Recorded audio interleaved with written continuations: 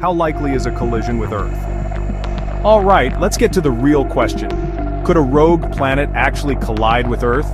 I mean, space is massive, but with billions of these wanderers floating around, isn't it just a matter of time before one crosses our path? Well, here's the good news.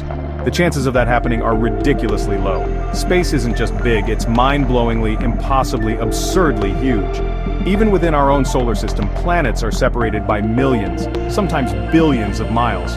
Now, imagine trying to hit a specific grain of sand on a beach by throwing another grain of sand from a mile away. That's how unlikely it is for a rogue planet to randomly collide with Earth. But the odds aren't zero. If a rogue planet were to drift close enough to our solar system, things could get messy, even if it doesn't hit Earth directly. Why? Because gravity is a cosmic troublemaker.